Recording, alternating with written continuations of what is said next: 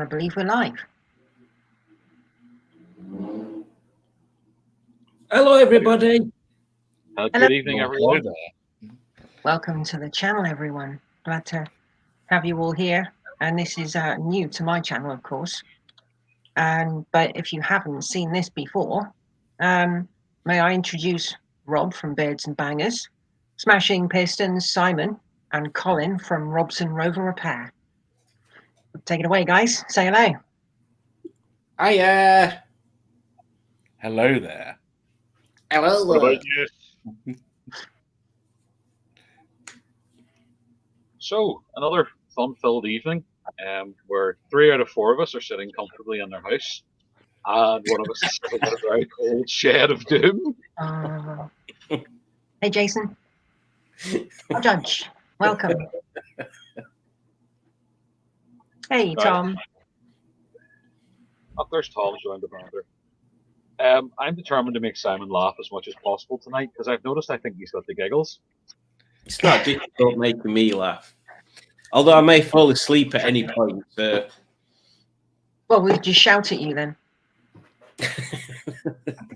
If only we were sponsored by a generic energy drink brand that could possibly make it all time. Viable opportunities are available. Get in contact. The email address will be up. I think we've got more chance being sponsored by a geriatric energy drink brand. Yeah. Headgasket Heroes, brought to you by Conman.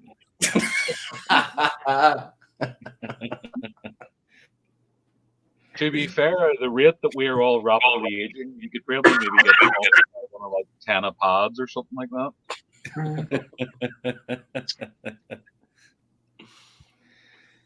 They're tenner now. They've gone up, haven't they? They've gone up.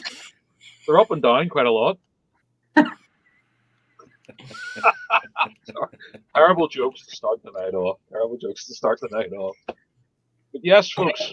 Well, that's how it needs to go on, surely. That's what I mean. Yeah, well, it wouldn't be anything else otherwise, like, would it? No, that's true. So, Simone, lead us into battle, my dear. Oh, God, it's been ages since we've done this. I can't quite remember what we're supposed to be talking about, apart from the fact that we do have a quiz later. Ooh. Highly exciting. So if anyone in the chat wants to join in and try and, see if they can have a go at the quiz with us. Gucci, welcome. Haven't seen Gucci for a while. It's good to see you. It's nice to get everyone in and see these new faces and get everyone to see all these other people here. The new faces and the old faces. And the old faces. Yeah, I'm getting quite old. I want to say, Gucci, is that a new face? Gucci I think Gucci started following my channel when I first started working on the Kawasaki, and because at the time I couldn't get everything done how I wanted it to, Gucci was still there in the background just watching along, and it's really, really nice to still see him. So Gucci's an old face. Does that mean Tom's a new face, or is Tom an old face as well? Oh, Tom, crikey! I think Tom's been following my channel for a couple of years, maybe. Tom's an old face. Who's the new face? No, he's not. He's in his 20s, I think. So he can't. He's not an old face. So old. So old. Tom. Poor old Tom. Yeah. Sure, it's good to have everyone here. He's ancient, apparently. He drives a Rover. You've got to be old if you drive a Rover. This is true, actually. I'm going to have to buy myself a flat cap, I think. I think that Rovers prematurely age you, or is it cause premature ejaculation? It's one of the other. A little bit from column A, a little bit from column B. Yeah. It's the stress knowing that your car's gonna have to almost have annual welding. Yeah. What was that? Annual, did you say? Annual welding, yeah. Once a year. One if it's only once a year. Yeah. Oh God, I'm gonna have to get the Rover welded again. Jacking it up today to swap the tires from the front to the back of the car, and I heard a crunch. So how a funny feeling the jacking point might be a bit too far gone. it is one of those things that always seems to happen, that sometimes the outer sills get fixed and then the jacking points don't. One of the best fixes actually for the jacking point I ever saw was a guy got a welded steel pipe Mhm. in, and then he put another pipe inside that, and so That's a good it idea. lightly reinforced rather Extra than the strong. sort of pronged one that the wee cap sits into. Yeah. And seemed to be a good job, and the car's still driving on the road all these years later. Well, I'm going to see if I can get like a borescope and have a look inside, because the rubber jacking pad, instead of being flat, is now like that. Ah, And remember, Um, folks, you Hi, Jack. also help Simone get a borescope by subscribing to her channel and becoming a channel member. Yes, So please. just to drop that in there, so your views and your assistance can help Simone keep her car on the road. Yeah, So, you know, and get a we are borescope and plugging here tonight. Get your Mm. wallets out, get subscribed, become a member, and send her lots of money. Or if anyone wants to donate a borescope to her, I'm sure an address could be provided. well, I had a donation the other day, which was really nice, and so I bought myself, literally today, I bought myself a spring compressor for the valve stem seals in the Pinto engine, and that's good. there was a notification on the Cortina Mark III Owners Club, and there was a video. It was posted about 12 years ago, but this guy had taken his Pinto engine out of his car, and it was on a stand. Now, he was showing how to basically change the valve stem seals with the cam, and they cut the rocker cover in situ.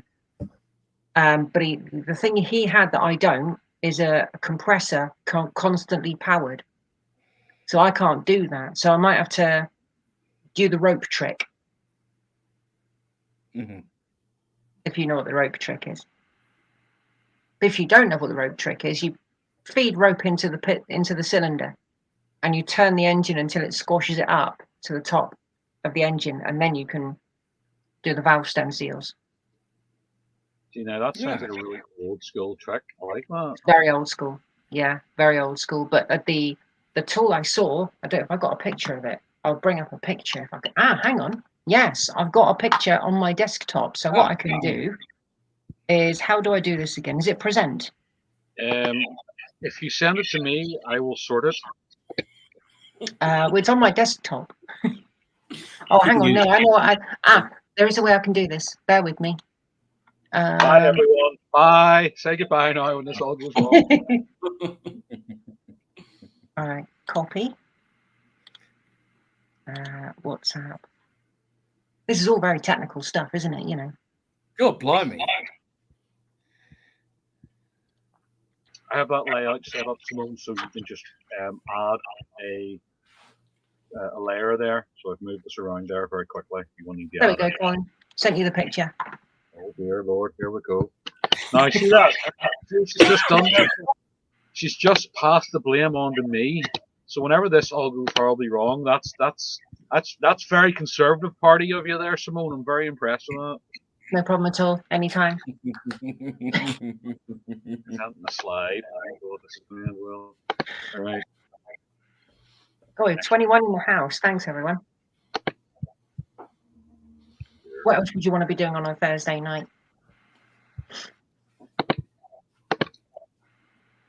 Well, I think it's maybe going a bit Pete Tong here, to be completely honest. You threw me with that one. Remember the way I asked at the start? Is there any slides? Oh God, yeah. I didn't think, because stuff pops up when you're talking, you know. Okay, don't worry. I can't believe it's Thursday. I spent the first 2 days of the week in Glasgow, which was fantastic, apart from the very early start on Monday morning, 3 o'clock. Did you have haggis? I didn't, but I'll save that for my news, because that's Okay. I've never tried haggis. I don't think I want to. I haven't. I do want to try it though in a proper restaurant, not like a supermarket thing. We're nearly there, folks. Keep flopping. Keep flopping. What other weird foods have people never tried that they want to try, or have tried and they won't do it again? In the city where I live, each summer they have the centre of the town. There's a sundial, And what they do is they have all these different foods from different countries, and they've had alligator, and other stuff. What was it? Kangaroo, that kind of thing. So it's like really interesting different foods, and apparently some of these things are quite nice. But I've never tried them, and it's like, I wouldn't mind. I had a shark steak once. That were nice. Shark steak. Mm. That sounds quite interesting. Gucci. Which bike? Sorry, Kawasaki. Probably. I've got a spare chain, and I'm going to put it around the final drive sprocket on the engine and try and crack the nut loose, and then I can put the chain back on originally which came from it, and the chain and sprockets. I've looked at the teeth and the chain. There's nothing really wrong with either of them, so I'm going to reuse them. Just save a few quid really, because Pinky. Okay. A new chain and sprocket kit is quite expensive. So if I can, get away with just using the original parts, I will. You better just getting it on road, aren't you, to start with, and then Exactly, yeah. it's you doing after that. Then you're already winning then. Yeah, exactly. I mean, one thing which will need to be replaced, which is going to cost a pretty penny, is tires, and just as well how much tires cost. Yes, I still need to get 2. End of this month. They are not cheap. Motorcycle tires are not cheap. Well, folks, unfortunately, we cannot show you Simone's tool. I have tried several times, and it seems to be incompatible with going on the internet. Okay, I'll try and do it then. It's too sexy, and also this is a adult-free zone. So I will try. So share screen. But I think that's probably fair. I just read Barry's comment about unusual foods that people have tried, and my long-sightedness made me thought that he said that he likes snake. He's tried snake bite. Yeah, what did he say? Sure there's a few people amongst snake bile. What's bile? That? Well, I first read it as snake bite. So I don't understand what I need to do here. Snake bites, lager, and cider. Yeah, it is. Yeah. No, that's what I always understood it. Unfortunately, diesel further south. It doesn't. In Ireland, we call a red diesel as a. Well, it depends on what bar you go into. It's supposed to be a splash of red, like cordial, shot of vodka, and a pint of beer. And then basically what happens is the police step you on the way home because you're absolutely pissed. So, talking of foods, unfortunately, I made a little error when I was a young man in Turkey, and I accidentally ate dog. Ate a dog? Not a whole one. There was meat, and it was a multicultural experience. And I didn't just lift some random, pit bull off the side of the street. I was eating the food, and the staff came running over, freaking out, and explained to me, he says, no, not for white man, not for white man. And I'm going, what the hell? And then they started like mimicking a dog and wagging its tail and all. And I felt bad about eating the dog, but I had such a laugh at laughing at the people trying to explain to me what it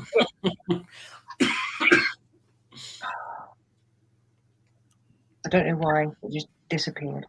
Did you feel a bit rough afterwards, Colin? I was barking mad at myself. At least you got a tale to tell out of it. I'm telling you, it was definitely one. Although I buried that bone a long time ago and moved on.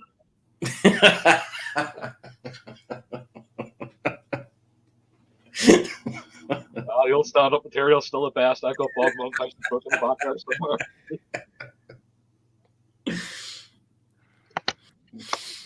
So yes, we're back to Simone's problematic Rover 75 that maybe needs a little bit of work here at the minute. Yeah, I think it's going to need it. Front suspension bush on the passenger side, so it's the outer edge of the tire is wearing very quickly. So what I did is I swapped the front tire to the rear, just so it doesn't do any more damage to it, and prolongs it until I can get home. I had a look online. You can get the genuine ones from Rimmer Brothers for about 40 quid, 45 quid. But it's then getting it fitted. I can't do that. It is Not a bit of a something mistake, to be completely honest. Yeah. Doing them, we've all been talking about this. We all have like a wee private chat, and we're talking about the joy and ease of doing the poly bushes on these. Yeah. But it can still be dropping the subframe down, getting your bendy spanner in there, trying to not eat 2 tons of dirt that always falls off whenever you're working away underneath there. Yes. It's a truly joyous experience. Bendy spanner. Never seen the bendy spanner for doing the subframe on Wasn't the that front subframe? Bendy spanner. Yeah. I thought Bendy Spanner was a. There we go. That's all I've got. Is that your valve spring compressor thingy? Yeah. Yeah. The hook side of it there goes around the cam, and you've got to take the followers out. That's one thing I will need to learn about. And the bit that sticks out down here pushes the spring down, and then you can get the collets out. But doing the adjustment, the clearance, and everything, that's going to be interesting. Never had to do that before, so adjusting the clearances. But I can learn. I've got an instruction. I've got a description book. Yeah, it's just a thing you just learn as you go along, don't you? Yeah.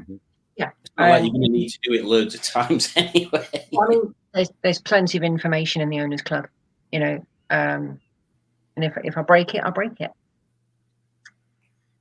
That's a spurt.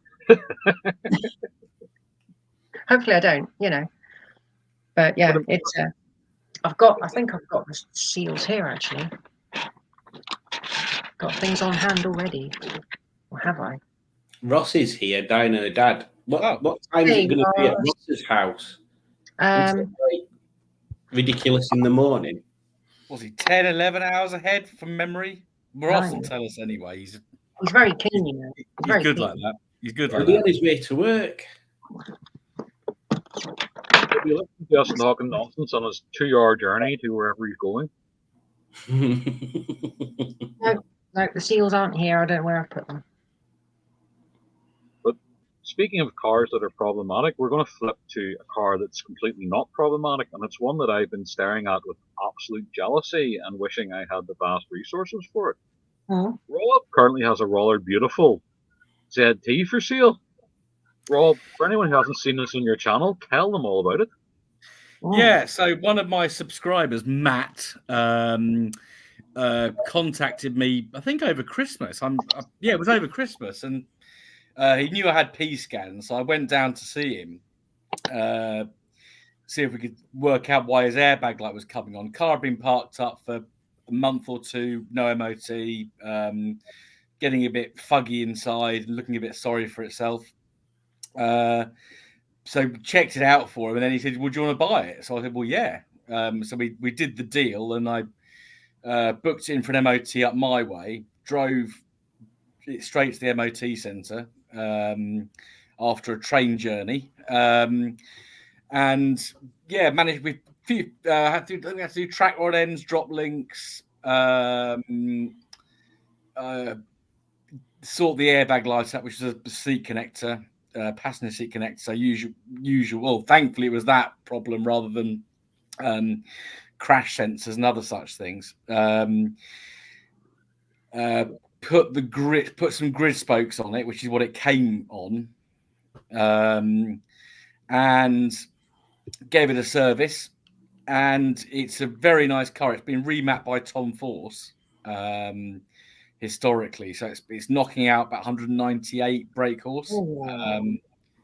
I do know someone who's just had theirs done and got it to 227. So it's not quite, but that's had a full engine rebuild, and it's had a lot of work in the engine. So it's it's prime for it. But it drives lovely. I would love to keep it, but I've got 4 ZTs.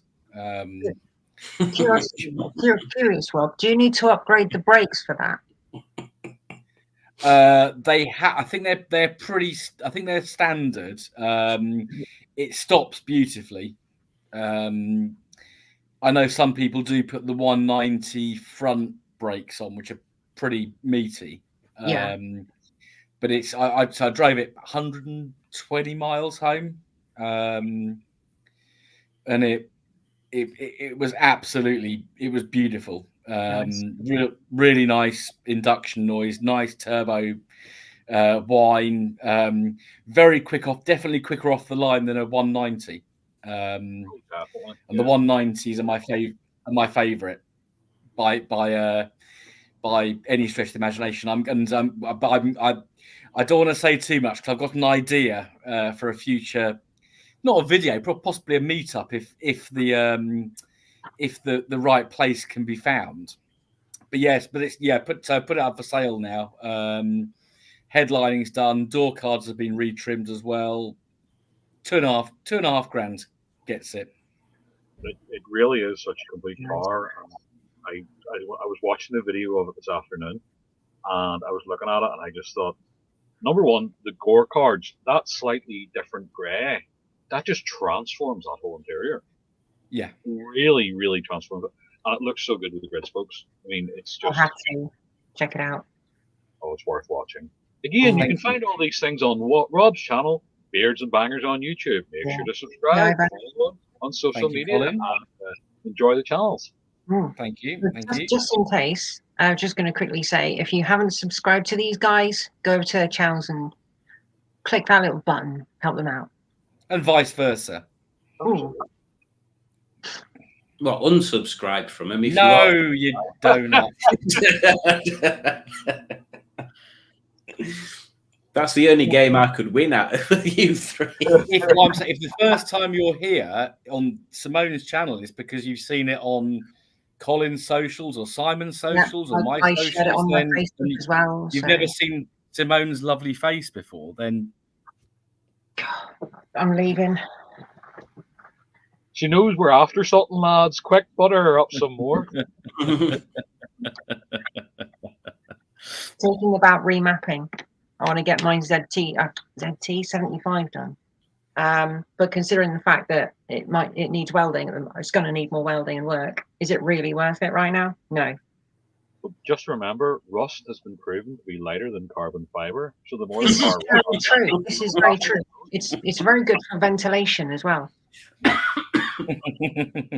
Get that free cooling system and spa at your feet at all times whenever there's a hole in the floorboards. We got a Ford Ka like that. Get a foot and she said to me, my feet are wet. And I literally lifted up the floor carpet. And I'm not joking. There was 2 A4 sized holes underneath the whole floor. And the only thing she was resting her feet on was the carpet. Great cars. Very kind of you, Ira. Thank you. Reminds me of a test drive. I took a midget out, a late midget out for a test drive. Well, I was going to take it out for a test drive. I didn't actually reverse it out of the garage that was in because I got in it and my foot hit the tarmac. That's good. That was because the carpet was rotten as well. So it was that was sorry, I'm not going to buy your car because it hasn't got a floor. Do they have such modern inventions as floors in MG midgets? I thought it was all like the Flintstones, and you had to stick your feet through and do your little Lego man legs to power it along. Just looking for something a moment because I wanted to share it. Pingu's asked us a question. Have any of you Rover Dons had experience using the Emerald standalone ECU on a K series? It might as well be talking Dutch to me. Yeah, I don't get that either. Never even heard. No, it sounds like this Emerald is you can get a new ECU for a K series, but Emerald is as old school ECU K series tuning as you get. You're all the way back to early 90s. Emerald was the pioneer on that sort of stuff. Okay. Get some great results, but the technology, Emerald has really kept up and probably has forced a lot of the other aftermarket ECU guys, but if you're looking something for a bolt-on application that's very easy tweakable, Emerald's really, really good. I've experienced a couple of kit cars, K-Series kit cars with Emerald ECUs on them. It's not just about, like, say, for example, on a standard 75 map, or a 1.8 Rover 75 map, say the injectors are programmed to fire, say, 1,000 times a second. It's not as much as that. That's 0. An Emerald ECU can maybe do 10,000 times a second, so you get much more precision, and that includes various other sensors and timing. They're really good bits of kits. They are expensive, but if you have a dedicated K-Series platform with an Emerald ECU, you really won't go wrong. It's a great combination. It's well proven. There's lots of good second-hand stuff out in the market, and the stuff even from 10, 15 years ago is just as viable as it is now. Okay. And the modern stuff also has like options for them to be upgraded with turbo controllers and stuff like that now as well. So yeah, great product. There you go. There's your answer. Oh. Talking about ventilation, going back a bit, guys. If you like watching my stuff regarding the Cortinas, I know I'm talking to the guys in the chat as well. I found a channel recently that's got a big job on his hands, and if you want to see some welding and a restoration, I'm going to paste it in the chat. Go to the channel Adam's Nook, and oh damn it, it's done it again. There we go. It's worked now. If you click on that link, it'll take you to a chap's channel. And yeah, you need to look at that and go and have a look.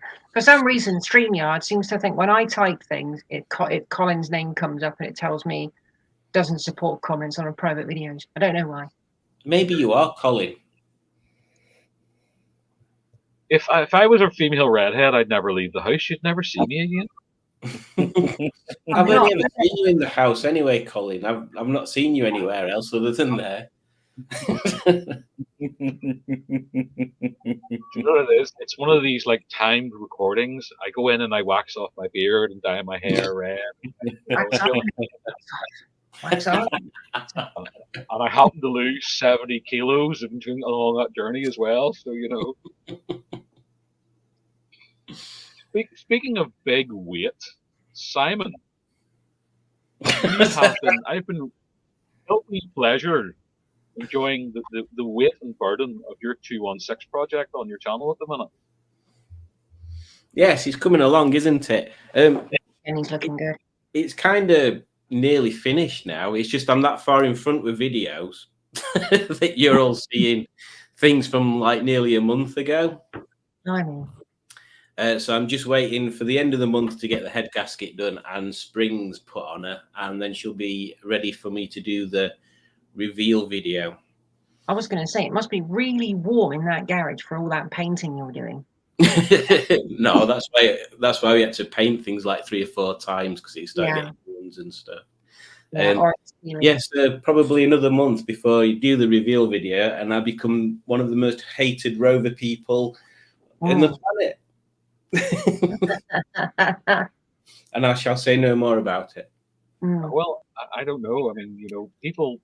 I always find the rover community is either very, very accepting about something or goes up in arms instantly. And you realize they're all standing there with their pitchforks and waving their colostomy bag and walking down the road, and fits of rage, and then they realize they need a bus to get further on down the road and stuff like that. I think you know, it's all about very contentious. I wouldn't like to say, Barry. Yes. And if anybody wants to buy an MGTF, I've still got one for sale, because I advertised her on Facebook, and then I've not even bothered bumping the advert up since then. So it is still for sale. I don't think. I think selling cars between January and the start of car show season's really hard. It takes a while. I don't know why it always lands this way. When I've got cars to sell, it's always they're always ready in January, and it's the worst month to sell stuff. But I think Saturday Saturday's going to actually kickstart I think YouTube activity. Everyone's going to be piling on YouTube Saturday night, Sunday, looking at Rustable videos. So, and I think people will see. Oh, I've seen MGTF at Rustable. I'm going to go on Facebook Marketplace and just wantonly squander. How much are you asking for it, Simon? £1 million. $1 million. 1850 at the moment. What you want to do is you want to print off an advert, take it with you to Rustable, stick it in your window.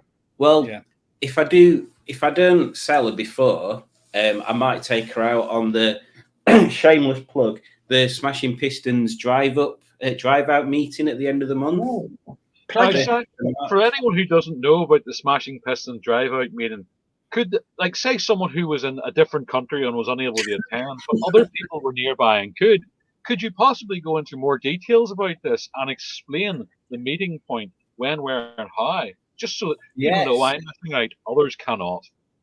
Okay, so we'll be starting off at the beautiful Wortley Hall, which is just outside. Well, it's between Barnsley and Sheffield. So we're having a bit of a meet up there, so people can look at each other's cars and go. Well, if you're me, you'll go, "Oh, that's a nice colour. Oh, that's a nice colour. Oh, that's a nice colour," because that's all I ever say about cars. And then from there, we're taking a little drivey up to Royd Farm Wind Farm, where we can stand inside some wind turbines and go, "Oh, that one's a nice colour. Oh, that one's a nice colour. Oh, that one's a nice colour." And then we'll drive to Langsett Reservoir, where we're going to stand outside at Reservoir and go, "That's just water, isn't it? I mean, it's not really got a colour." And then we're going to drive down to Strines, which is its best bit. It's like Laguna Sarca, but in Yorkshire. And then we're going to go to the pub. So we should be out for about between an hour and 2. Report back if you find any trolls. Any trolls? Yeah. Okay. Yeah. But we may do something up in Scotland at some point this year as well. So yes. Fingers crossed. Yeah, it's just getting everyone together at the right. Yeah. And the thing for me is the Scottish ferry to get over is actually quite cheap if I just do like a quick weekend return. So I could maybe sneak along there as well. Yeah. We're planning on, is it North Coast 500? Is that what it's called? Yeah. Very loose. North Coast 500, NC 500, yeah. I always end up saying Northwest 200 instead, which is a road race. I always end up saying it wrong way around. There is a Southwest one as well, so they're all around the peninsula of Devon and Cornwall. Because Andy from Cornish Car Collectors did it in his V8, didn't he? He did, yeah. And I wouldn't mind mind doing that as well. Actually, just follow his route. You know, that sounds really nice. Good. Maybe not on a V8. That's that's an expensive 2 days. That's an expensive. Yeah, I was thinking I could do that in TC. Actually, that would be quite fun. Cool, wouldn't it? And sleep in the back of the car if I need to. Possible. Yeah. After it's welded, of course. You know that's probably a good idea. Well, Dino Dad has just jumped in the chat, and I think he's trying to get me in trouble with my other half. Because he's asked what's in my fleet right now. I am certainly not going to admit that on a public live stream. What I do and do not have, but I don't mind admitting to what's known. Maybe we could say, how many cars are you willing to admit are on your fleet, Colin? Yeah. Pingu. I don't know anymore. I must admit, though, I do like the limo. Well, I mean, the Alka-Seltzer limo that just has dissolved. It's terrible. It is absolutely terrible. It's a project I'll finish one day. It's a very, very long-term project. It's the kind of thing the one you bought from down here in Exeter. No, that's actually the funny story of that. That's not how that happened. Oh. It was originally the mayor of Exeter's car. Yes. And then they decided that they couldn't afford the fuel economy because it's a 2.5 V6 automatic that they've added an extra half a ton of metal to, and they didn't underseal it, so it just dissolves as soon as it drives down the road. And so they auctioned it off after 15 years, and it ended up being bought by a funeral company over here in Northern Ireland who planned to sell it. And I found it randomly when I was out buying a car with my father, and I seen it, and I went, oh! Ran up to the guy, and it was sold.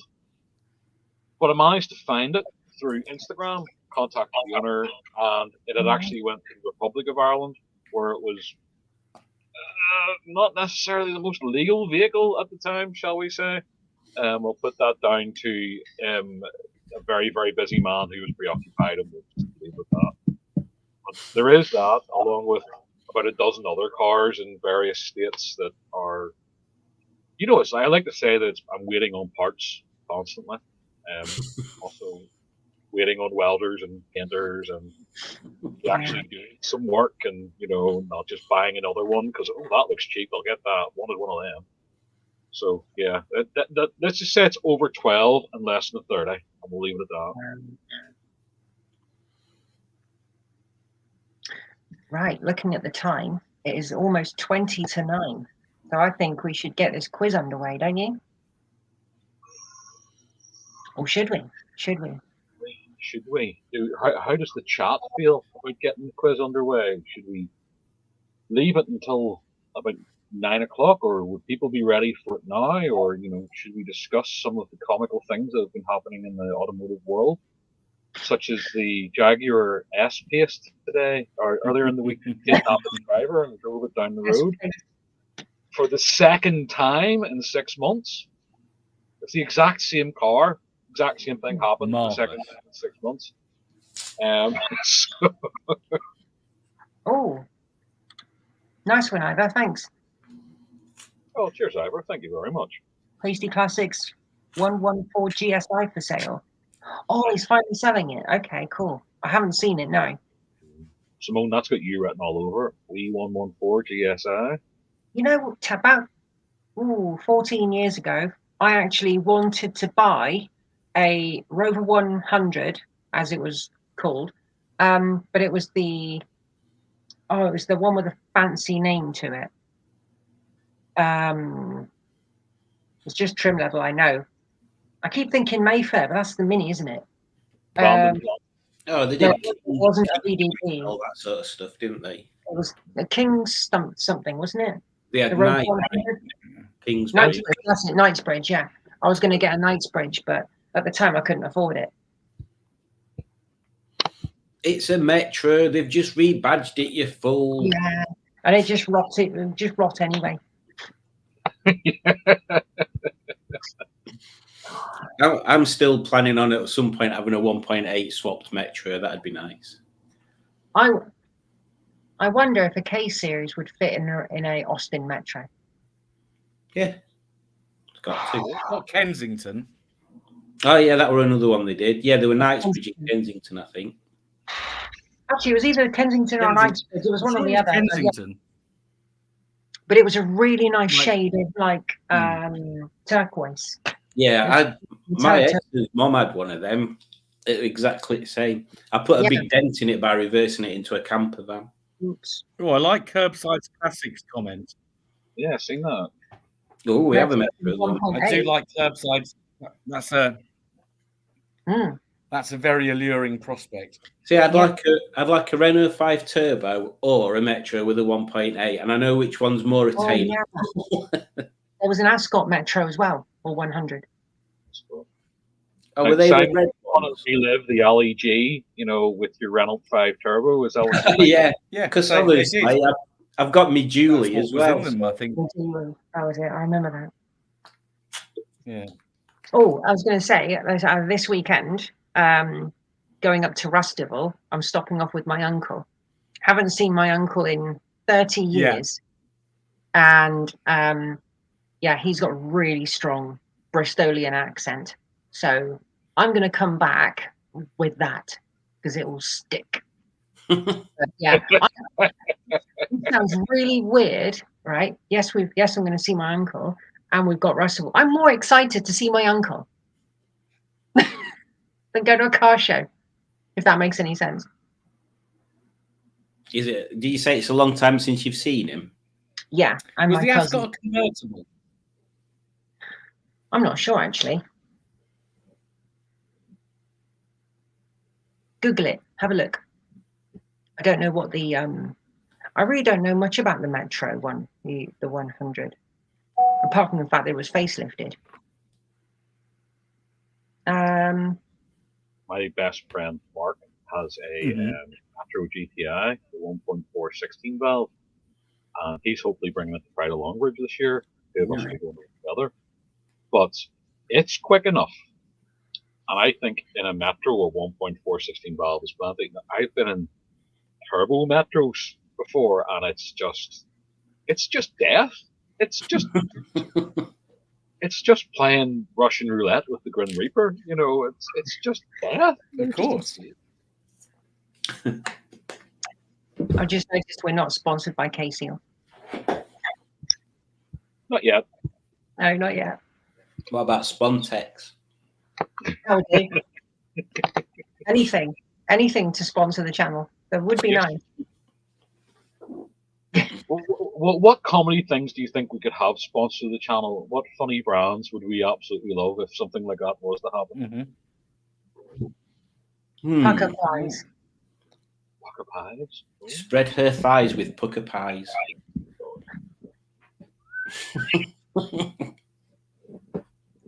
Oh God. Oh no. That's just that came out of nowhere, literally. Oh no. You remember the naff adverts they did where they were like a couple sat in like a Maserati with a pucker pie on some paper? No. You'll have to Google-fy them. Not now, obviously. The internet could take it. Oh dear. Convertible and diesel are available. I never knew there was a bit of diesel Metro Rover 100. Never knew that.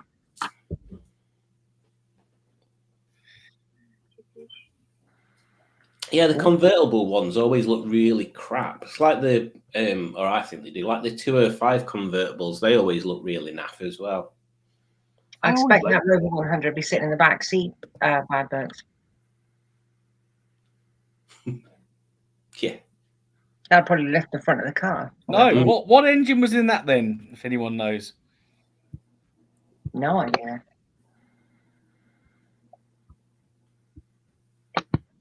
They did a Metro Advantage as well, didn't they?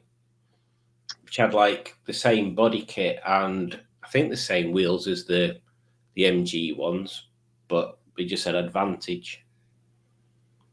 They probably got the nickname Disadvantage. They were a kid at college that had one, and we bounced it round in parking space, so it was like sideways. Yeah, like 5 room. That happened when I was at school. Actually, there was a teacher who was really, really hated, and they had a really small car, so they just bounced it and turned it sideways and couldn't get out. Yeah. P-Reg 114 GSI P18 NDU Silver. P-Reg. What year was P-Reg again? 95, 96? Yeah, about that, innit? Yeah. Silver. Who has silver cars, honestly? Yeah. Nearly as bad as that X-Powered Grey or whatever. About then. Oh. I saw a car today that I hadn't seen one in a long time. It was a P registration Mark 1 Mondeo. And here we go again with you. Yeah, it didn't have tape on the bumpers. Well, I've got Rovers and Ford. I can't. Ooh, lovely. Whenever I was a young man of 19 years old, I deeply, deeply lusted after a Mark 1 Mondeo in red that was a 2-liter 4x4. They made a 4x4 version of the Mondeo Mark 1. And there was one real close to me, and I lusted after it so bad. And then I drove it, and I had to rethink my whole life. Why did they make that? I suppose it's like a lot of these markets. I mean, like, you know, you have 4x4 BMWs and all this sort of stuff. They maybe wanted to offer people in the countryside different options and stuff like that. Police markets and all as well, potentially. Yeah. They weren't looking at the similar market as the Sierra XR 4x4 then? Could have been. Could have been. First car I ever made move was a red XR 4x4. Now, did you make it move with its own power, or? I made it move using the clutch. I was 15 years old and I was bricking myself. All I did was the length of the guy's driveway, and that was it. It's like, no, that's all you're doing. Like, First car I drove was a Montego Estate, and that was also red. There's a thing coming along here, isn't there?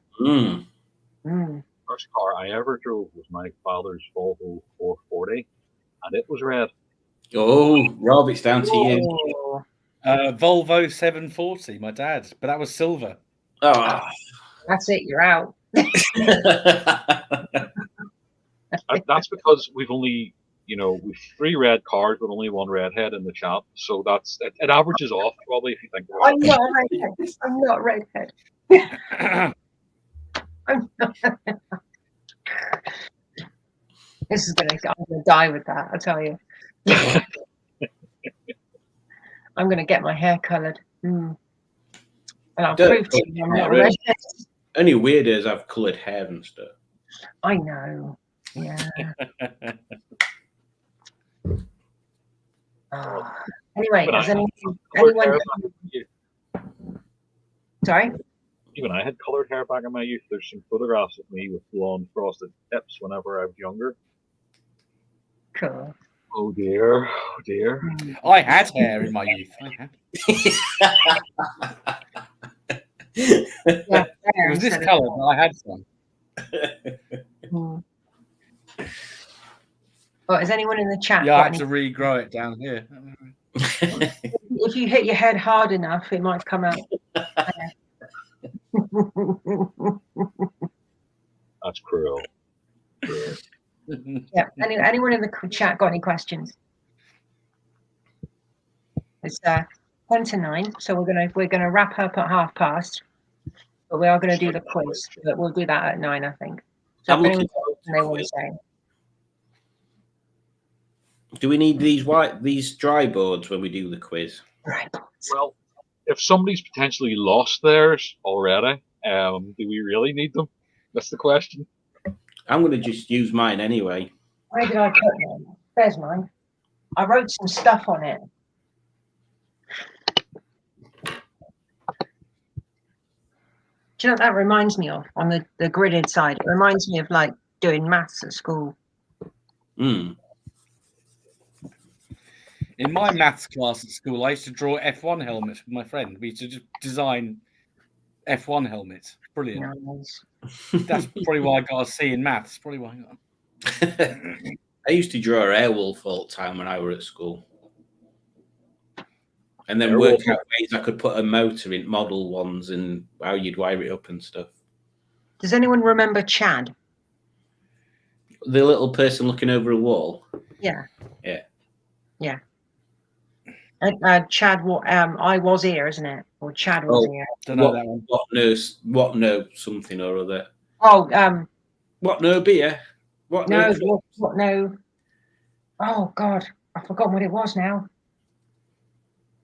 I know what you mean. There was what no something, and also Giss a job as well. I remember that. Me and Rob are clearly far too young to remember these sorts of things. This wasn't in Viz magazine, was it? No idea. I think Simone's going to be drawing them. Viz magazine? God, I haven't seen that. Well, it wasn't Viz magazine. I just remember people drawing them all over the place. Yeah, I remember that when I was probably mid-teens, I would imagine. I remember this back in the 80s. I will be back momentarily. I need to get a drink. My throat is like a dry thing. Again, if you happen to want to sponsor us with a beverage or a fruity beverage or an alcoholic beverage, you possibly can.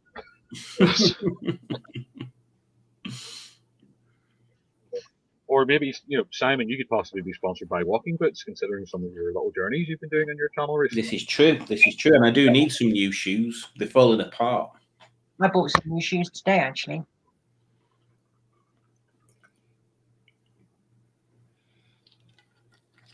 What drink did you get, Rob? Kombucha. Excuse me. I only asked a question. Sounds quite exotic. It's fermented tea. It's lovely. It sounds medical. Oh, yeah, I know what you're on about. I've had that before.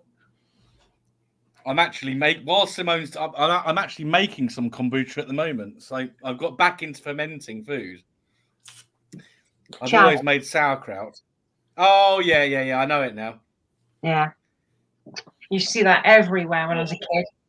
Graffiti under bridges and all sorts of stuff. You know what else you used to see as well when we were kids? Phone cards. You don't see them anymore. And white dog poo. Yes. Of all the things mentioned. When you're kids, you perhaps try and look on floor more than you do when you're an adult. I mean, I drive places now, so I don't really have the same opportunities to dog poo spot anymore. If I do walk anywhere, I still look down because you never know what's going to be there.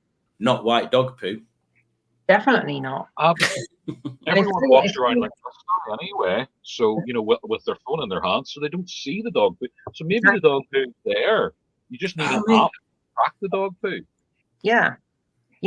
Phone zombies, they tend not to look anywhere. No. But can anyone tell me, anyone in the chat or anyone here, why you don't see white dog poo anymore? What is it they did? Oh, people are going to Google this. I think I know it, but I don't want to spoil it for everybody else. I haven't got a clue, so I'm about to be enthralled by this answer. It's going to be an anticlimax. I'm going to make a guess here. Normally is. Anything to do with no longer having ground bone in dog meal since the mad cow BSE thing. You're close. Oh. You're kind of close. It's something they did remove. So. Orphans.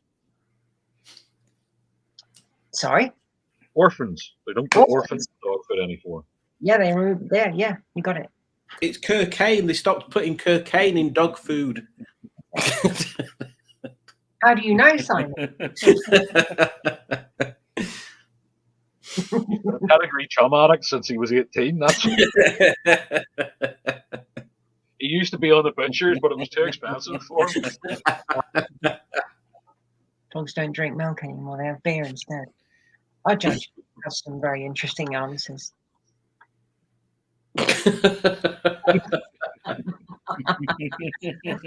Oh dear. Well, I guarantee our judge is a barrel of laughs. Honestly, from what I've seen so far, she's really funny.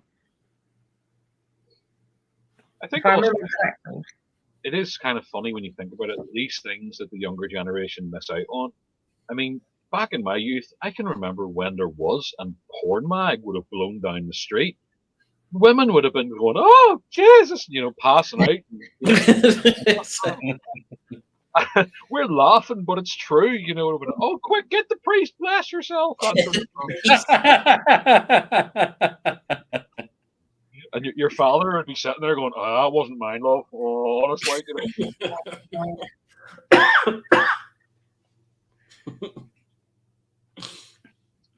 Yeah, when I was younger, back in the day, things were quite embarrassing because my brother and his girlfriend, we lived in the same house, and you couldn't get away from certain things. And you sometimes walked into a room and was like, back out of the room very quickly. It's like I went into the living room to watch TV and the TV was gone. It was in my brother's room with his girlfriend. You mean his girlfriend was cheating on him with the TV? Yes. Yeah, that was playing Channel 5. Do you remember getting up to change the TV channel? Yes. This here, just going click. Yeah. See, that was there's only 4 channels, or 3. There was 3. I just remember that when there was only 3 channels. Yeah, I do. Just very. I think Channel 4 is probably mid-80s. I would imagine. I think it was 1984. I think. Yeah, and you had to tune the TV by twiddling a tiny little knob. I did that. Yeah. TV Sorry, mentioning tiny little knob. That's. You have to put your hat on before you do earnest jokes, you know. Oh, sorry, Norman. Saying that, when is the next? Did we get the dog poo resolution answer? I'm still waiting. When is the next Snowflake episode on Norman and Ernest's channel? It's on Sunday, I think. Yes, the final episode of the first series. We'll film another one. Obviously, we'll be doing more actual stuff together. I'll have to tune in for that. Including a new character. Ooh. What is Tommy Dapper not going to be there? No, Tommy will be there as well. So. Okay. Oh no, there's somebody about to make a terrible joke in the chat, and do you know what? I'm not going to read it, and I think we all can see where this is going, and it probably involves the mining industry. So please remember, this is a reasonably sensible family chat. Yes, Stickman, please keep it clean. Yes, we all know where that's going, but that's the kind of thing, unfortunately, that would trigger YouTube algorithms and cause problems for us, believe it or not. It does happen. I do have moderators, so be careful. They will boot you out. I don't know. I wouldn't trust no judge to be a moderator. She forgot she were a moderator on my channel. Yeah. I just threw that and it won't come off. Did you use a Sharpie? Did you use the right pen? Sharpie. Yeah. Bugger. Do well on quiz then, clutch, Sorry? Braking clutch cleaner. Oh, yes. That's in the shed. I need to go. Yeah. Bugger. Yeah. Bugger. Piece of paper it is then. You can borrow that one. Here, hold on. I'll throw it to you.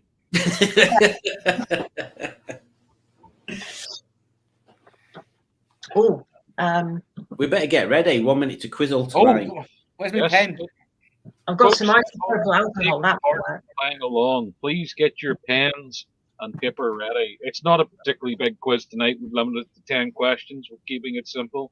There's a couple of tricky ones. There's a couple of them that are easier than a barmaid on a Friday night at kicking out time. So take a pick, and we will see what happens. Don't know what we're going to do here, but we'll start it off in a wee second. I will be copying the question into the ticker below that's going along the bottom of the screen. So everyone will have the chance to see that question. If you think you know the answer, reply in the chat. There are precisely 0 prizes on offer. There is absolutely 0 street cred on offer. You probably will actually be shunned by your friends and family purely for mentioning this live stream ever in your life. So, perhaps internalize it. But yes, if you think you know the answer, shout it out in the chat. And the first person to get the answer right, we will shout out at the end of every question. However, I will state this. There's one question in here that if you Google it, has the wrong answer all across Wikipedia and Google. And I will know.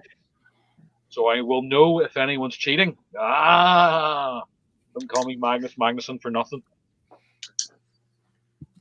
Hey, Brian. So let us begin to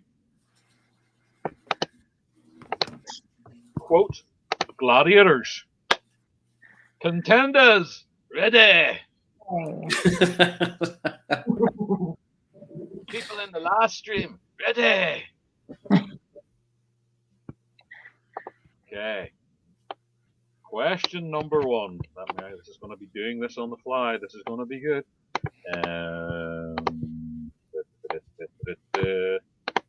Question number 1.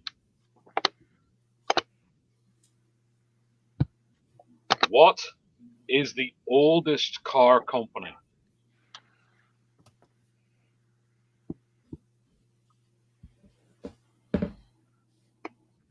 What is the oldest car company?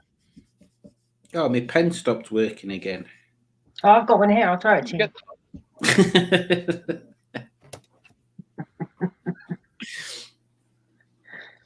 We're going to go a bit slow because I noticed the last time we were doing the quiz, it could take maybe 30 seconds or so for the answers to come through, just with the live stream chat delay.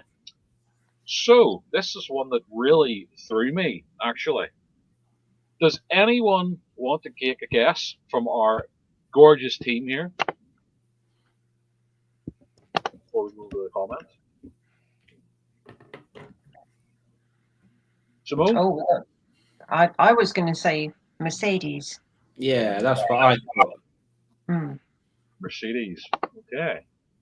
Believe it or not, hold on. Hold on. Look to the group chat, boys. Look to the chat. I was just looking in there now. There's a couple of winners already, and Dino Dad is in first with the correct answer. It is, in fact, Peugeot. No way. Yeah. Yes. But it's a bit of a cheat. This is what I'm talking about. Trick questions here. Wow. Peugeot was actually founded in 1810 as a coffee mill company, but didn't actually produce its first car until 1882. However, it still the same company and still technically is today. Wow. I do know that Top Gear did an episode about Peugeot. So they made bicycles at one point. Well, they still do, actually. So we have nil points all around from our elite team, and we have a couple of points in the live chat. So I think we'll compete against the live chat here tonight, folks. So it will be our glorious streamers against our steamers in the chat, shall we say? Dan has a point and Curtis has a point. 3-0 then to the chat. 3-0 to the chat. Yes, we'll go with that. Oh, you're doing it as a thingamajig. Hang on, then. There's things being written down. It's all getting serious. Curbside. I didn't see Curbside got it right, but yes. Okay, question number 2. Which weekly UK automobile magazine refers to itself as the world's oldest car magazine?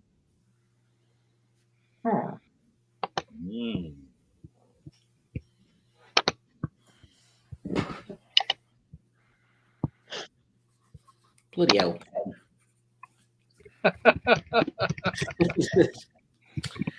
God darn it. What are you doing? Getting another pen. Have I made you think with this question? You have. Well, I've got an answer down. I don't trust the questions anymore after question 1. No, it's all honest questions from this point onwards.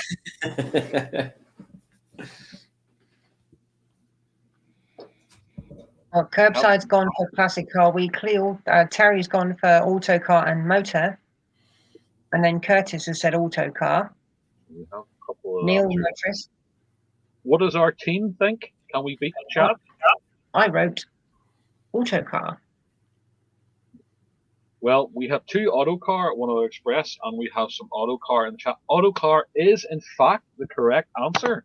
Oh, it first published its first magazine in 1895. Wow. Simone bought it brand new when she was a teenager. I did.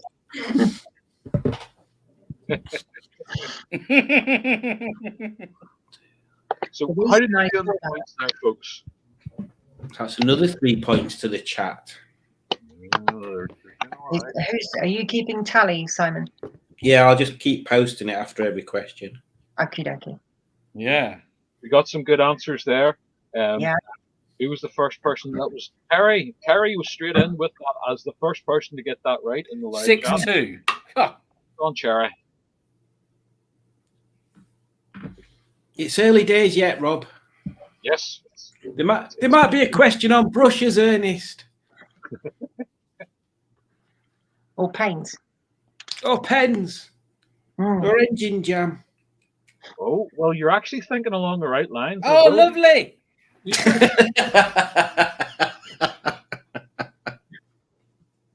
Okay, question number 3. The Beetle was the world's best-selling vehicle of all time until the late 1990s, when it was overtaken by which car? And please note, I've said car, not SUV or any other vehicle. Car.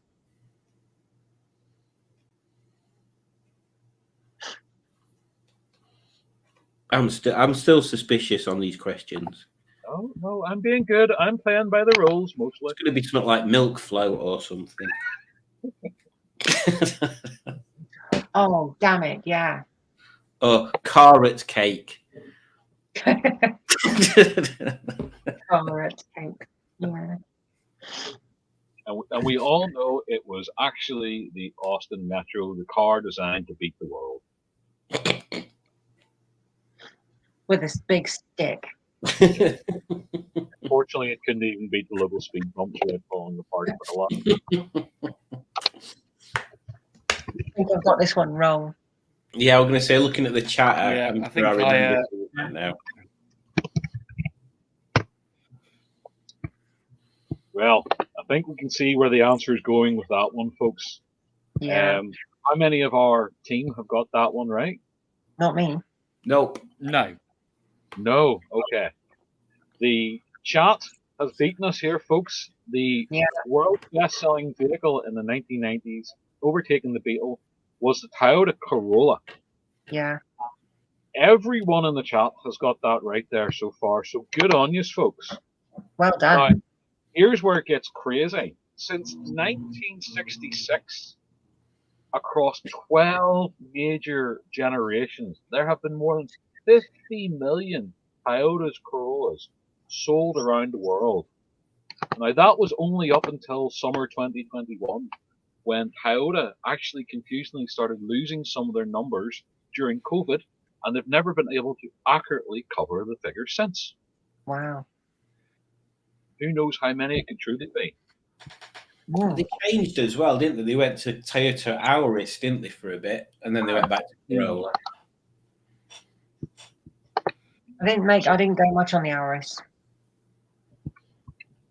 Now, this is a question that is coming up now, folks, and I would hope that the 3 of you get this right, and I would say that at least all of the group chat should get this right as well.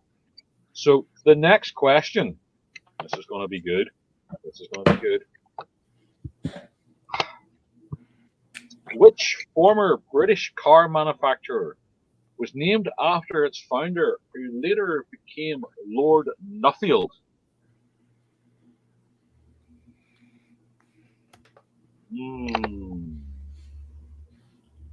Don't Google it. Don't Google it. Don't be cheating, kids. No Googling. Play by the rules. Come on. Or asking Jeeves. Don't ask him.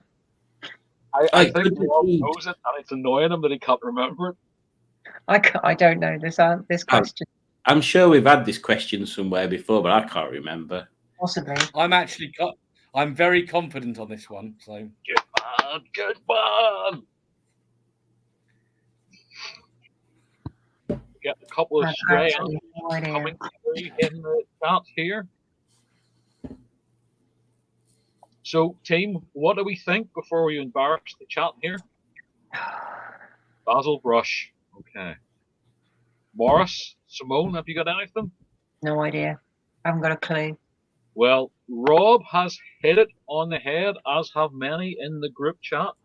Bad Books was in there first. It was William Morris, later Lord Nuffield, who was the founder of Morris Motors Limited. Oh my God, no way. Yeah, there you go. There you go. So that was, I thought that was a really good one. I really liked that one. Nothing. Definitely wasn't doing some research for private language in advance or anything like that. The only thing I know called Nuffield is the hospital. Oh yeah. So that I learned something there. I think Lord Nuffield or William Morris was actually a philanthropist. So he set up a lot of these things. So I mean, I live very near Oxford, and there's so many organisations named Nuffield, which he would have had some hand in setting up, or a previous organisation would have been part of it. So he's a very philanthropic man, if that's not too long a word for this time of night. Philanthropic man. No wonder they set up hospitals. I was going to say, I mean, I don't know if he was anything to do with that. It's just a fascinating man, and do you know what? It surprised me how someone like that hasn't become like a TV show, like a Netflix show or something like that, because the story of his life, what he achieved, and what he did to shape significant part of the UK, it would certainly be more interesting than Strictly Come Dancing or some other bollocks like that on TV. But hey ho, that's what we pay our TV license for. Yeah. Didn't he set up MG, Morris Garages? Cecil Kimber was an employee of Morris, and I think he started out tuning Morris 8. I think he was shooting Morris, and then 8. Then they started rebooting. Then I think they went off on their own. Yeah, it's not quite. I think it's between 1923 and 1929. It's very hazy. When the first true MG was actually made. Okay, this next question, I would like people in the chat not to make a joke out of a particular subject we're going to talk about here.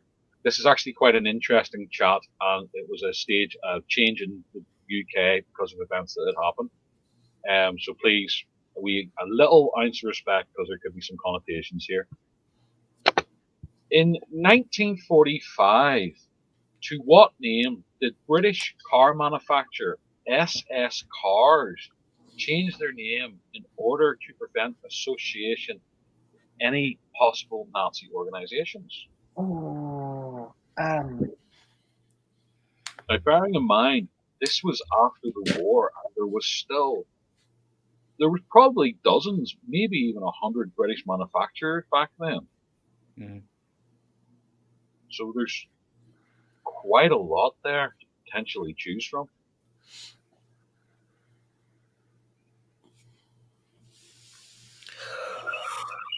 I have to admit, this one really threw me. I thought I never heard of this before in my life.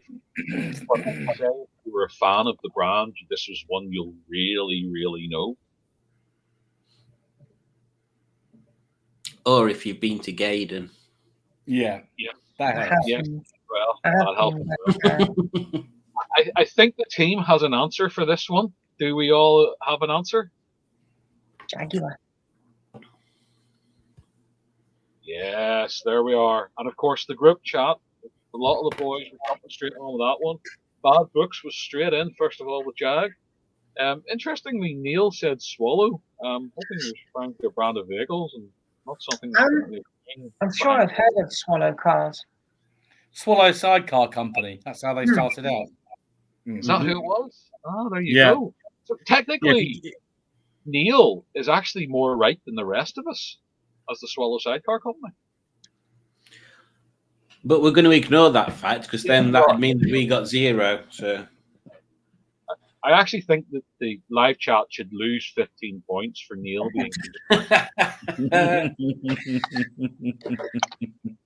being smart. We want to retain them all. Okay, this is a nice little one. This is me with my little bit of Latin that I've learned over the years. Okay. What is the name of the form of transport that stems from the Latin for all?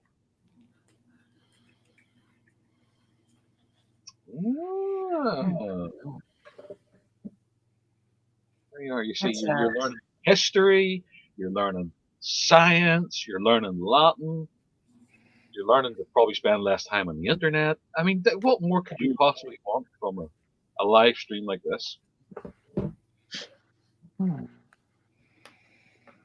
Beer. Yes, beer. Beer sponsorship. This is where we're going to see anyone in the chat that potentially has a very strict Orthodox upbringing, or a mother that also forced them to learn Latin growing up as well. I wouldn't have known Benedictus. Yes. I think the chat have got it again. That's right. That's the cheat code for when you do something wrong. Okay, folks, do we want to take a guess then, gang? I didn't know.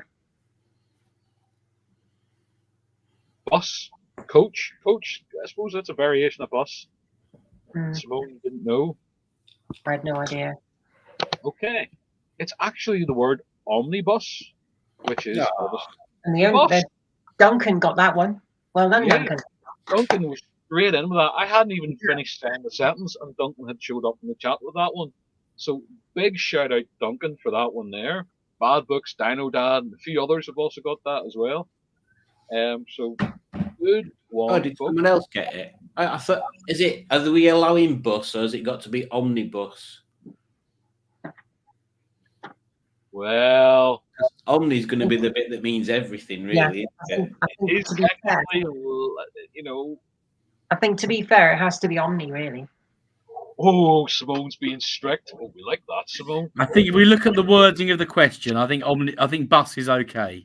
I think we'll go with bus. Yeah, we'll go with bus. Bloody hell, Rob, I've got to do another message now. We're going with bus, and I didn't even get it right.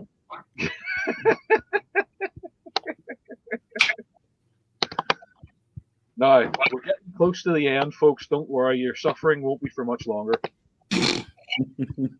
You promise?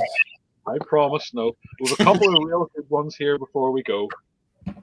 So, the next question, and this will be for anyone who is clearly a tax dodger or resident in the Isle of Man, will probably know this one.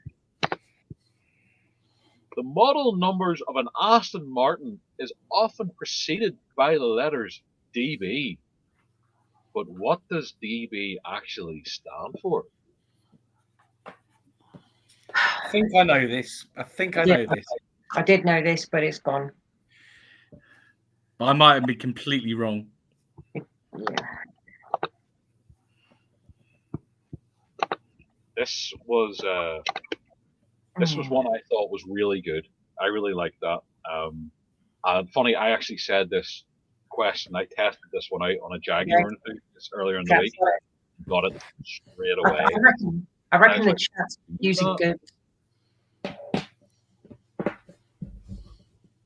Okay.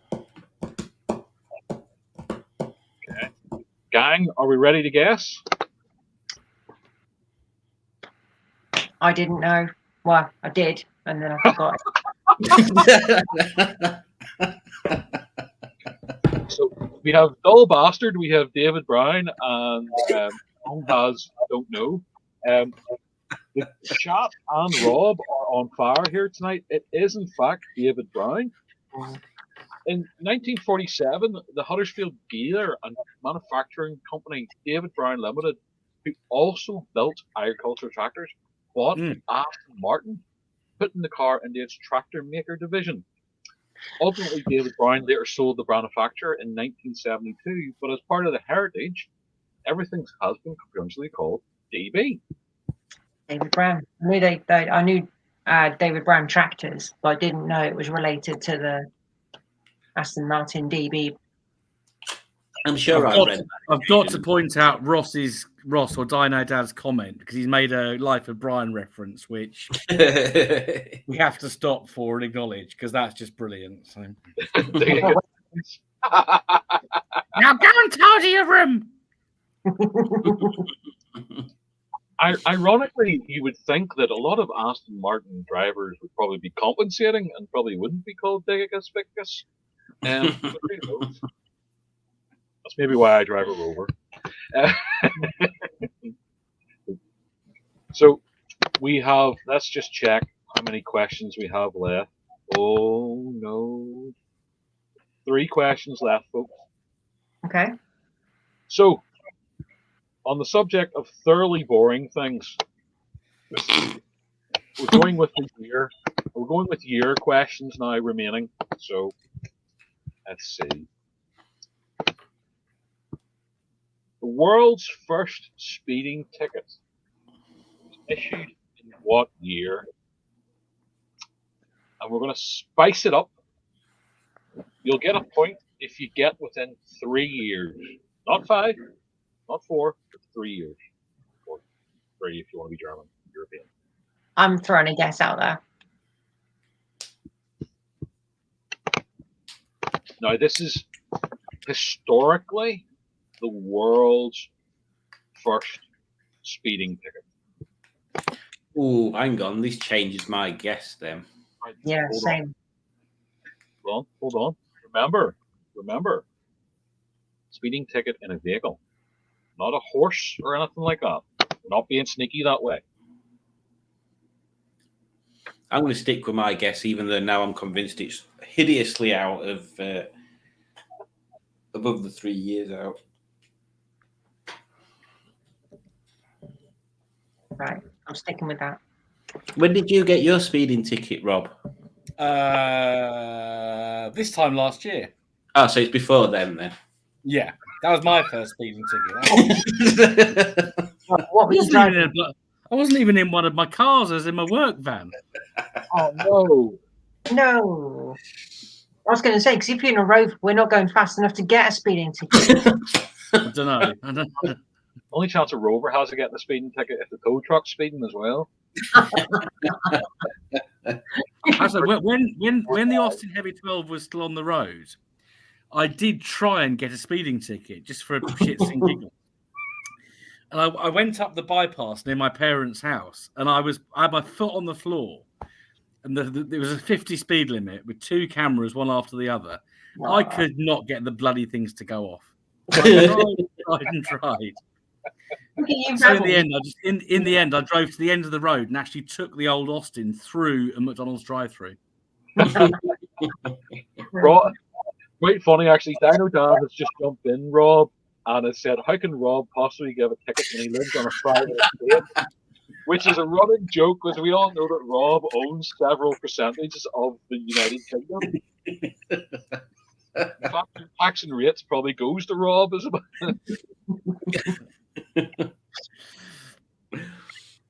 well. Dan, should we take a guess at this? Do you just want to have a guess?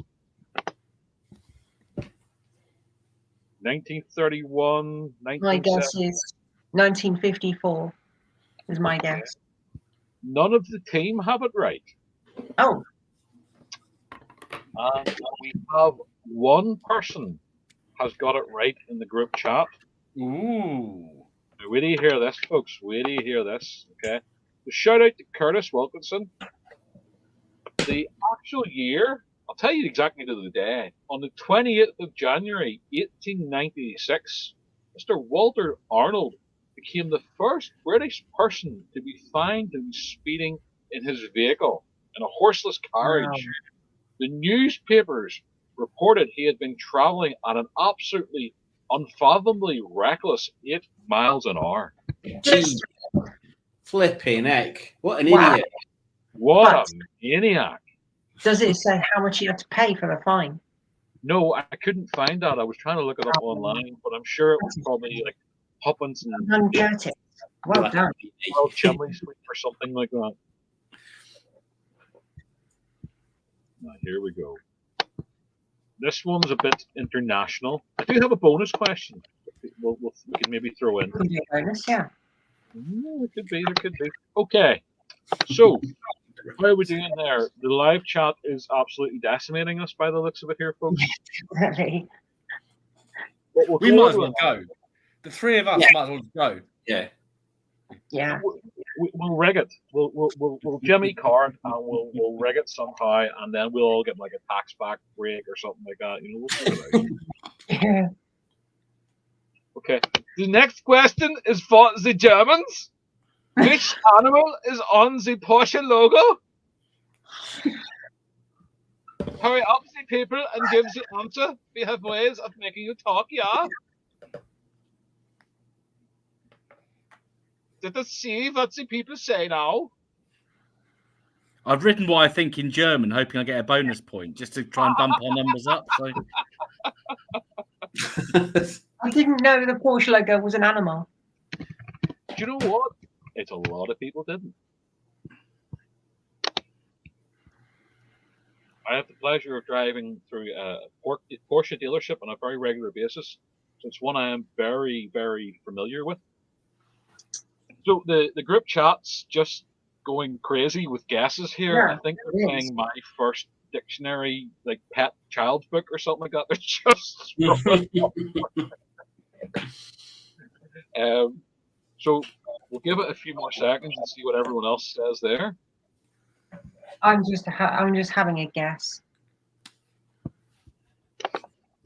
all I can see is the shape of the whole badge, not the. Yeah, and I in my mind, I've got like on the badge, you've got like gold lines in different directions.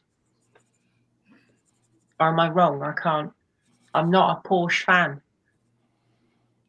Well, Bad Books is convinced it's a rabbit or a kitten. So the Porsche kitten does sound very. Sounds like a young girl you would pick up who's 18 years old in your Porsche.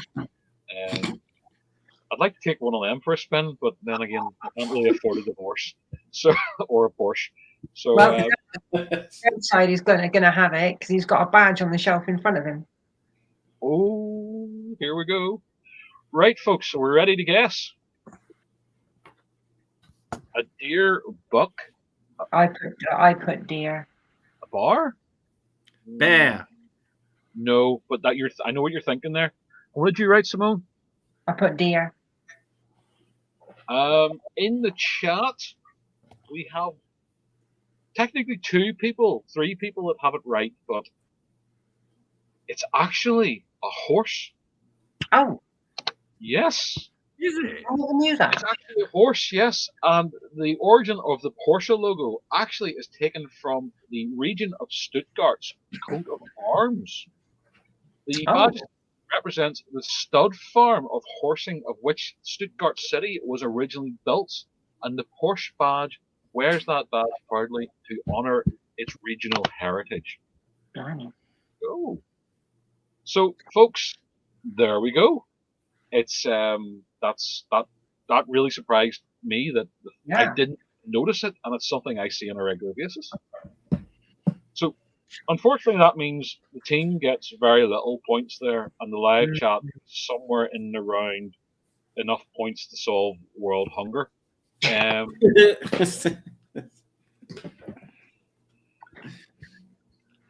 know what? I think we're going to do the tough question now. And then we'll do the bonus question. And you know what? We'll risk it all on the bonus question so that potentially I can rig this so that we all win in any way, shape, or form. Okay, folks. Next question is: antifreeze is used in a car's cooling system. But what year was it invented? Now, this is vehicular antifreeze. Vehicular antifreeze. Yes. I've just guessed. Yeah. I'd love to see what the group chat makes of this. Because it's the sneaky question. It has 2 answers. Not so quick to answer this time, are they? No. Just remember, no searching on the internet for the answer. Because anyone who's searching the internet, this will give one of 2 answers, and I will know based on the answer if anyone's Googling. See, they're all trying to dial. They're trying to get close to it without giving the answer.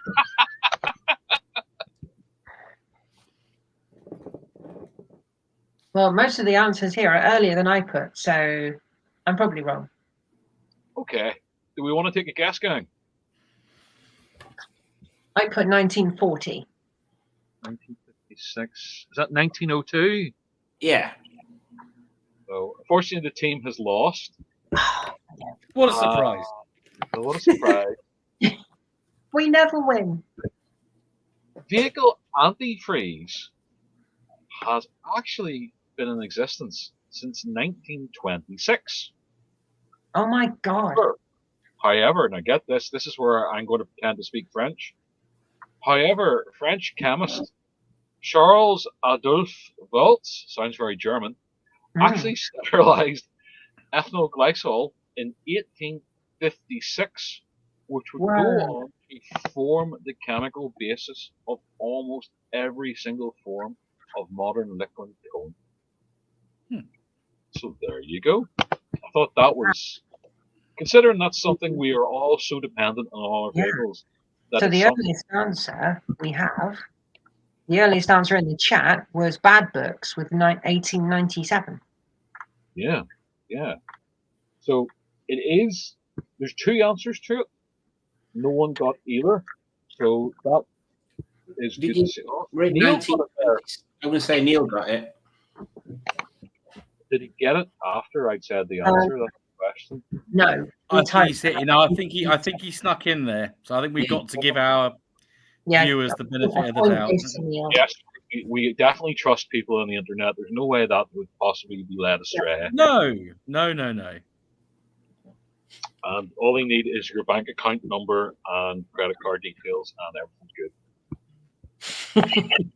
Unless that is Neil's PIN. That's true. Oh, it could be, yeah. Oh, we just need his card now, then.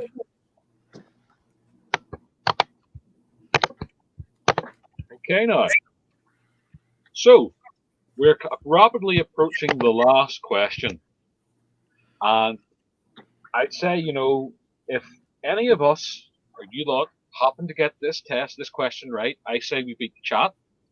And any if the chat happen to get this right, I say the chat have won for us because we win either way. So either way, the team wins. Owen, you should be able to get this one because I know you're pretty good with vehicle historics and stuff like that and all as well from a classic perspective. What year did Britain introduce a compulsory driving test? I would love to see if anyone can genuinely get this without cheating.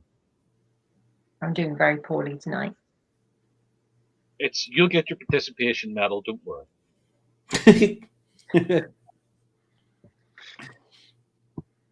Live chat's already started spinning up a few answers here. This could be interesting. I think Rob knows it. He does too. Oh, he's 50-50. Simon, how's your confidence feeling here? 0. 0. Oh, I didn't even know we had a driving test. You just went out and did it? I suppose I better book one, really. Really? Shocking. Just sitting reading the comments here. Oh, now Terry's not from England. Fair enough. Terry, we will give you carte blanche for a pass if you can guess anything close. And Simona's using distracting techniques now on her channel to absolutely ensure that we're not cheating. I can't be outdone here. Oh, come here, you fat. Yeah. Cuddle this wash here instead. I don't have anything else handy, apparently. Oh no, not that coconut. Not the coconut, please no. Okay, we're getting some actually pretty close answers here in the chat. Folks, gang, leaders, winners, what do we think we have? I'm way off. 1921, that's not it. 1955, that's not it. 1962, that's not it. Unfortunately not. We actually have Jimmy Quinn and Curtis Wilkinson in the chat have got it right. which means they have picked the correct year of 1935. Wow. Means they have automatically defaulted all their points to the Headgasket Heroes team, which means the Headgasket Heroes have won yet again. And thanks for taking part. Here's a copy of our home game, and everyone's a winner. Everyone's a winner.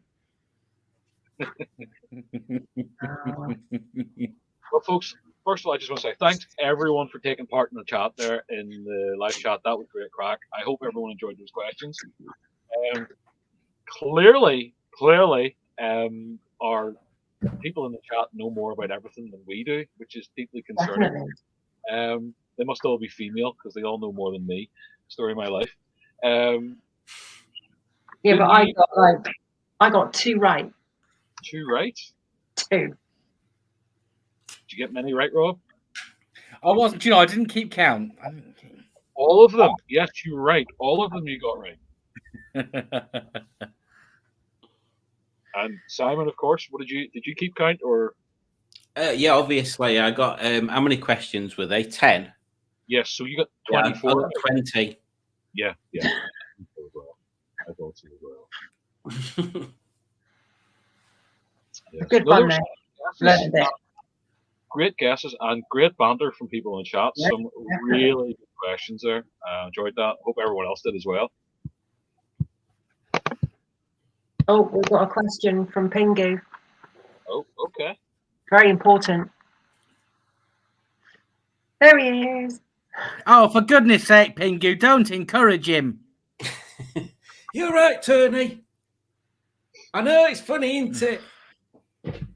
For those that are maybe wondering why Rob and Simon are dropping into these strange little voices, this is an opportunity to promote their alternative personalities. Before we finish tonight, as much as we all promote our channels, I think that this is the opportunity for Rob and Simon to promote their character creation, shall we say. Oh, my hat's in other room. Oh, hang on. Bloody hell. I'll have to put this one on instead. It don't really work there. You're right, Ernest. Well, I suppose it all started out with that BB. Oh, hang on, Tommy's in the chat. Look, Tommy Dapper's in the chat. Oh, Tommy's here. You're right, Tommy. Why are you? Oh, this is a bloke from Scotland and some, I don't know, like a Valkyrie on the screen as well. Valkyrie. Oh, I remember them. Oh, very confusing. Wheels used to fall off all the time. Anyway, the BBC, they approach. They've cut him off. Oh no! Can't That's what happens when you're training with BBC. You get your endings cut off. Oh, that's painful. Oh, he's back. Oh, it's modern bloody technology. Hey, partners, don't worry. You've not entered a madhouse. But then again. Anyway, are we going to tell the crankcases? We'll be at Rustyville. That Hubnut, he loves us. He does. Yes. Do you remember that time we were at Gaydon and he came running up to us? Oh! And he fell over and he hurt his knee and Carly had to kiss it better for him. Yeah, she didn't have to bend over though. But she didn't have to bend over, no.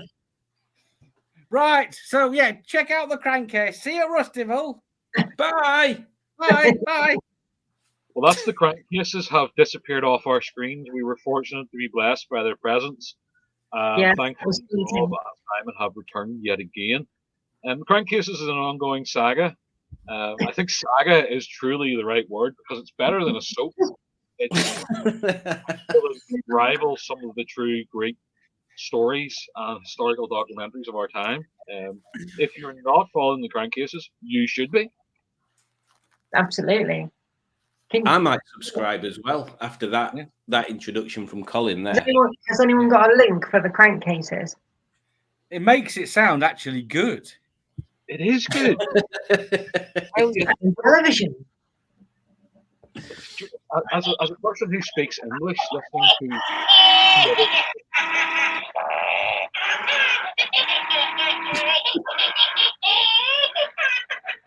what the hell is that? I know, it's really noisy. It farts. Honestly, this thing farts. It makes a lot of noise and it farts. Yeah. Congratulations, Simone. You've got yourself a man. Oh, Julie's very kindly shared the crankcases. Thank you, Julie. Thank you. Julie. Thank you, Julie. Let you sleep inside tonight now. Does she sleep in the coal shed normally? I don't know about anyone else, but as I'm the one who's actually out in the shed, I'm thinking about wrapping this up for the evening. So I want to thank my wonderful co-hosts here. We have the ever glamorous, the ever beautiful, the ever pretty Simon from Smashing Pistons. We have the bashful, bobacious, boobalicious Rob from Beards and Bangers. And we have Simone, she's just there as well because we tried to glam the place up as well from Hooked on Classics. And I've unfortunately been Colin from Rob's and Nova up there. I want to thank the guys here and gals in the chat and everyone else for tonight. I had a great time, really enjoyed it. Thank you very much, folks. It's been good. The chat's what makes it, the participation. Yeah, well done, chat. Yeah, very good question though, which is quite interesting to look at the numbers. How many channels is everyone subscribed to? About 140 odd. No idea. Is that the question as in how many subscribers does each channel currently have, or is that what? How many are we subscribed to each? Oh, so what was it you subscribed to? Maybe about 100. I keep it quite low key. I prefer quality to quantity, which is why I surround myself with these. Yeah, mine is rather on the high side. I might have to do a clear out. Your YouTube, clear your chakras. That's what they call it, isn't it? Yeah, a lot. Chakra. I don't watch that much other motoring stuff on YouTube because I watch a lot of cooking stuff because I'm into my cooking. And I watch quite a lot of classical music stuff, so classical vinyl record related YouTube. So that's interesting. So I've got quite a lot of those channels, plus some motoring channels. So it's I haven't counted, and I can't look. So I'll close a cock up on my laptop if I do. I do like I watch motoring channels such as ours, of course, but I like stuff a little bit different. There's a beaver dam destruction channel I like watching, which is quite therapeutic actually. I knew you'd do that. Isn't that called Pornhub? No. Pornhub too. I'm sure if you Google beaver destruction. Beaver dam. Oh, so I didn't hear. Sorry, I conveniently didn't hear the dam bit. Are these natural beavers, or are these beavers that are, in cages? Cage beavers are dangerous. They're wild ones. My favorite type. Yes. Pingu, Project MGTF doesn't exist anymore.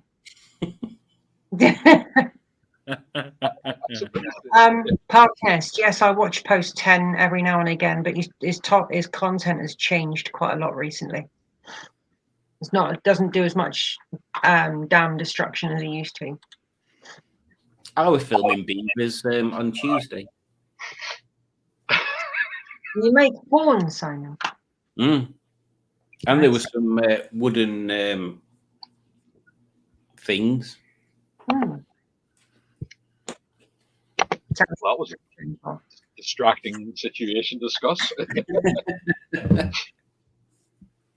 Well, I myself would be quite fond of obviously cars, but I'm a big Warhammer geek. I used to paint a lot of Warhammer, and I'm massively into Warhammer lore, all that sort of stuff. And I regularly actually go to sleep to a channel called Luton. And he has these 3-4 hour long documentaries. Channel's brilliant, it's one of my favorites. But Warhammer car rovers and And you know what? I would say probably maybe that's it. That's quite sad, really, isn't it? Not really. No. No. I liked the way you said you're a big Warhammer fan. Just because I'm fat. Well, instinct, you're a big hammer fan. You know, having a big collection of hammers. Well, I think I've only got 4 now. I'll have to check that for the future. Is one of them called Timmy? That hammer is actually called the Persuader, because if I can't persuade it with that hammer, it's never coming off. Yeah. And you can also call it a Tanya Harding as well. Tanya Harding? Tanya Harding. If you look up Tanya Harding, it's quite funny. Kneecaps done. See the American ice skater? Yeah. Yeah. Oh, dear Simone! Tanya Harding. That's shocking. That's terrible. That's Tanya terrible. Harding. That's it, Park Nest. I got the Tonya, not Tanya. Well, but I picked that up from another YouTube channel. What's a vowel between friends? Only one vowel. Well, folks, I'm going to call it a night. Yep. I want to thank everyone for taking part yet again. Hopefully you can maybe find the time to come over and check out my channel. I will upload videos eventually, but I'm just swamped. But if you do actually want to see channels with content that are up regularly, I will pass it over to my 3 co-hosts who can promote their own channels who actually upload stuff on a regular basis. All right, fire away, Rob or Simon. Well, I'd firstly thank you to Colin and Simon, but also to Simone for hosting tonight's Headgasket Heroes. Even though we haven't had any mentions of engine jam or blown gaskets or anything like that, but I mentioned that's fine. mine. Oh, okay. But but thank you mostly to all of you who have joined and those of you who will watch this back. Because I've no doubt that it'll be made available to view at your leisure once Simone's had a chance to top and tail it or whatever other people do with editing. But thank you all, and we'll hopefully see you again very soon on the next one. Yeah, thank you for joining us, Rob. And Simon. It's been a pleasure, hasn't it? And again, every time we do one of these, it's a giggle and a laugh a minute. So thank you guys for being fun, and thank you people in the chat for being really bad at quizzes, so we won.